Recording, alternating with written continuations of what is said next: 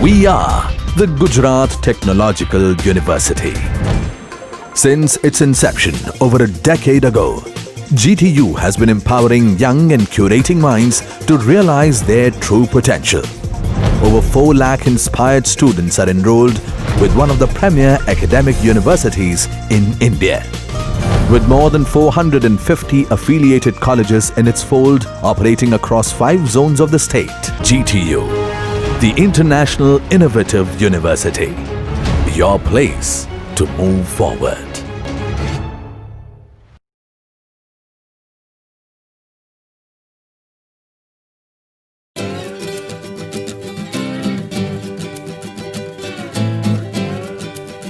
Very good morning, good afternoon, good night, whenever you will watch this video. So today our topic is same, that calorimeter. So I came with new topic in calorimeter, which is throttling calorimeter. Previously you have understood about the barrel calorimeter, then separating calorimeter, and that is your new calorimeter, which is throttling calorimeter. Once again, that throttling calorimeter is used for what purpose? It is used for what purpose? Same, to find what dryness fraction value of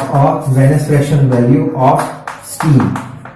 Calorimeters are used to find out the dryness fraction value of steam. Why? Because in steam some particle of water, some particles of vapors are there, and if you want to know about how much particles of water and how much particles of vapors are present, then you will find out its dryness fraction. Now dryness fraction means, supposing dryness fraction is 80%. So what does it mean? That in a given steam 80% of water particles or vapor particles are present. Supposing dryness fraction value of steam is 80%. So what do you understand? That 80% of vapor particles are present and remaining 20% of liquid particles are present. That is the meaning of dryness fraction. In each and every video I have explained this dryness fraction. So I hope now you are familiar with dryness fraction. Now, before starting this throttling calorimeter, first of all we will understand about throttling process. Now, throttling process means what? That it is such a process in which fluid will pass through a narrow passage. Narrow means very small passage. Narrow passage. Passage means space. So throttling is such a process in which fluid means what? Not only water, vapor, steam, gas, anything you can consider for fluid. So throttling process means what? It is such a process in which fluid is passing through a narrow passage or through a restricted opening. Now restricted opening means what? That opening is restricted by you. That is the meaning of restricted opening. So now if I want to give an example for this restricted opening, so for this purpose I will draw one thing. Supposing that is which thing? Any idea? That is a water tap. Over here one valve is there. If you will rotate the valve, so what's happened? That portion will move in the upward direction. So from this end water flow will be increased, and if you will rotate this in anti-clockwise direction, so what's happened? That valve will move in the downward direction. So over here flow of the water is less. That means that type of opening from which water is flowing or fluid is flowing, that type of opening you can restrict by yourself.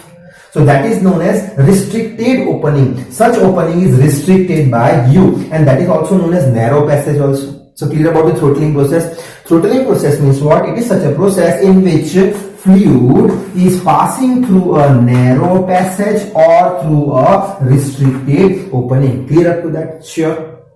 Now, supposing on this diagram, if I want to apply steady flow energy equation, which is known as SFEE, steady flow energy equation, in your first chapter it is present. You can go through with that. So right now I will explain a little bit about steady flow energy equation, because we are talking about throttling process, because we want to understand about throttling calorimeter. Now, steady flow energy equation means what? That total energy at inlet equals to total energy at outlet. Now, supposing over here I will draw one datum line. That is your datum line.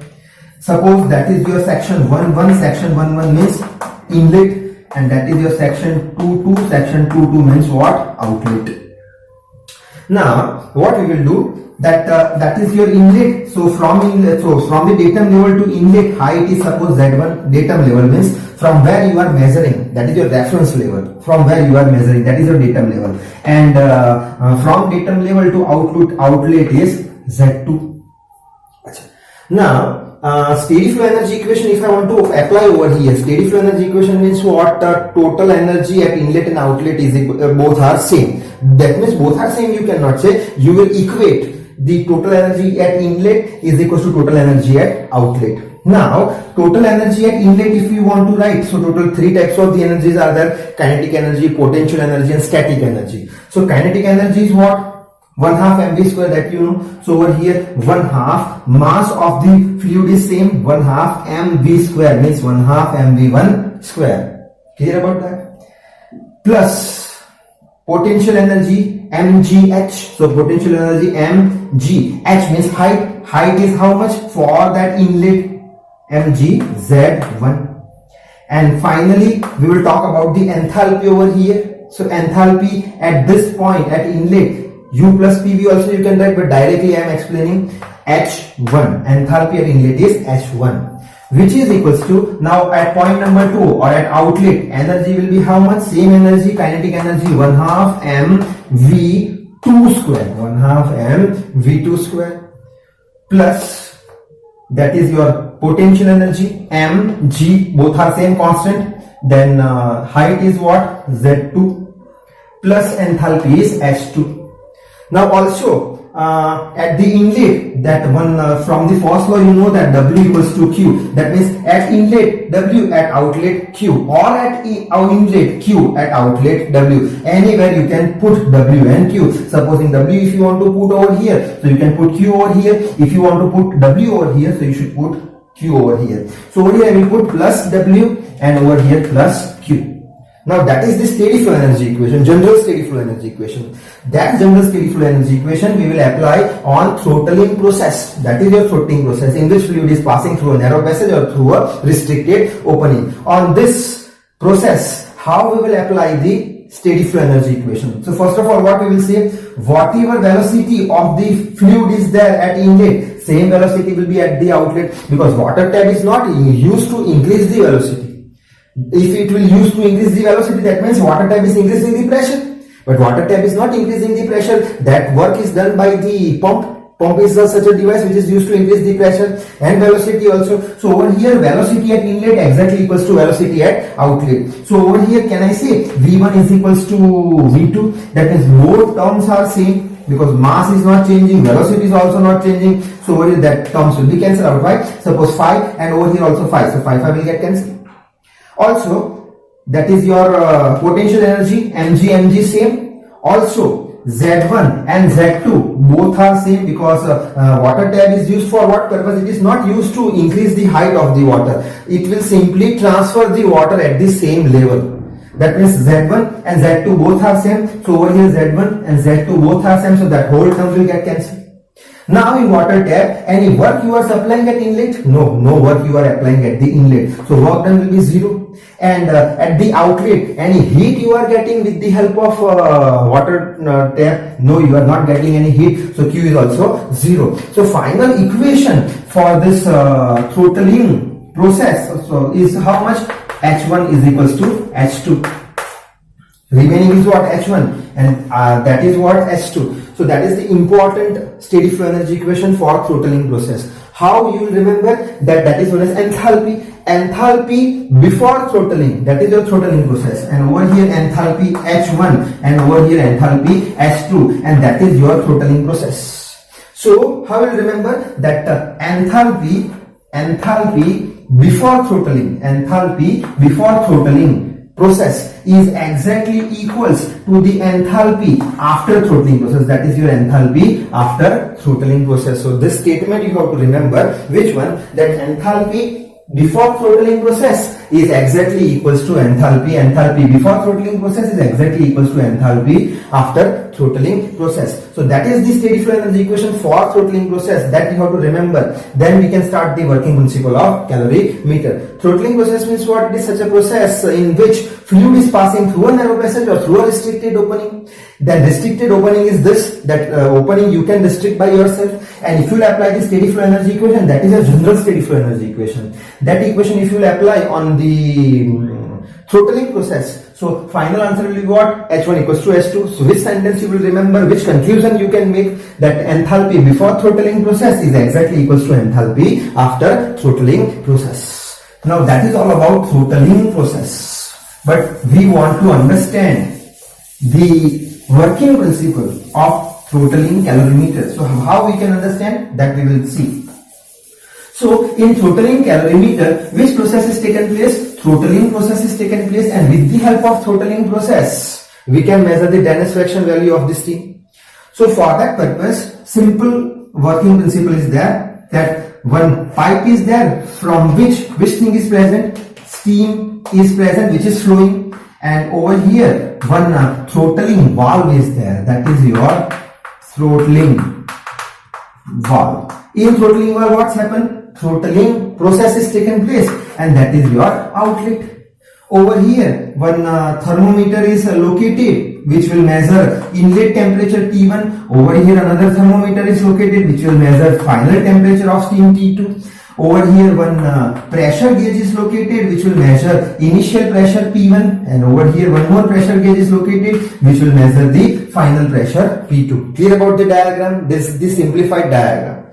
Now how we'll start? That first of all, that is all about construction, that from the pipe steam is flowing, whose dryness fraction value we want to measure. Then at the inlet one thermometer, one pressure gauge is present, which will measure the temperature T1 and pressure of P1 of steam. Then it will pass from the throttling valve. So what's happened? Throttling process is taken place, and after that steam will pass from the pressure gauge and thermometer, so that we will find out the final temperature and pressure of the steam.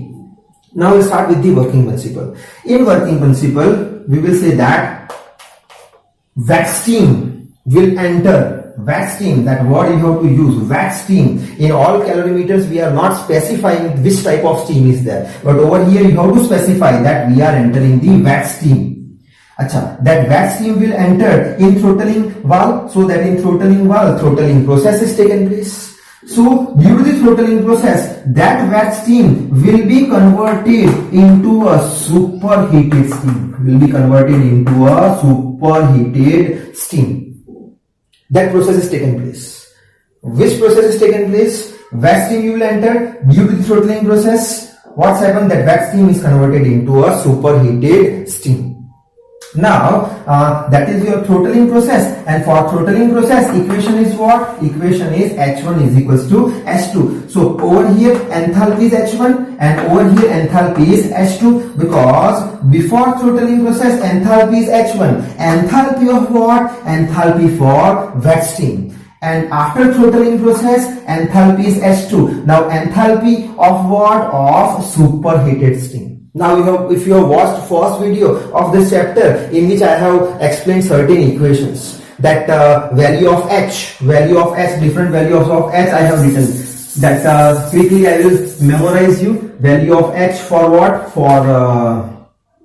For which one? For saturated liquid. Then for wet steam, then for saturated vapor, and lastly for superheated vapor. Like this property we have discussed, in which for saturated liquid it is Hg if you know, for wet steam it is Hf plus XHfG if you know. Then for saturated vapor it will be your Hf, and saturated vapor it will be your Hg, and for superheated, any idea for superheated, it will be your Hg plus Cp of steam, T superheated minus T saturated. If you remember, then only you can say Hg plus Cps. Over here you can consider mass of steam also, Ms Cps, T superheated minus T saturated. That means this will be the enthalpy of what? This will be the enthalpy of superheated steam. And Hf plus XHfG, this will be the enthalpy of what? This will be enthalpy of wet steam. So over here H1 indicates wet steam enthalpy and H2 indicates superheated enthalpy. Why? Because at the inlet wet steam is entering and after throttling process superheated steam is present. That means that wet steam is converted into a superheated steam, and for throttling process we will apply the equation enthalpy at inlet is exactly equals to enthalpy at outlet due to the throttling process. So H1 equals to H2 for throttling process. Why we are writing this equation? Any idea? Because in this throttling calorimeter, throttling process is taken place, and for throttling process steady flow energy equation is H1 equals to H2. That means for throttling process enthalpy before throttling is exactly equals to enthalpy after throttling. Over here which steam is there? Wet steam is there, and over here which steam is there? Superheated steam is there.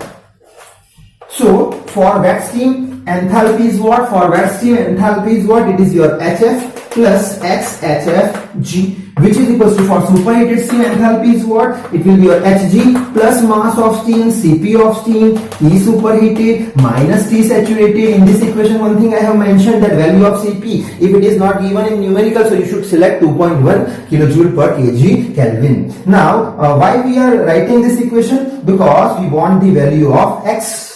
So how we get the value of X? We will make X as a subject. So what's happened? It will be your X HFG, which is equals to Hg plus mass of steam, Cp of steam, T superheated minus T saturated. Then this term minus HF whole divided by what? Whole divided by HFG. So I will rub over here whole divided by HFG. So with the help of this equation, you can find out the dryness fraction value of this steam with the help of a throttling calorimeter. Now, one thing you have to remember, that it has certain limitation. One important limitation is there. Which important limitation is there? That this type of calorimeter is useful only for those wet steam,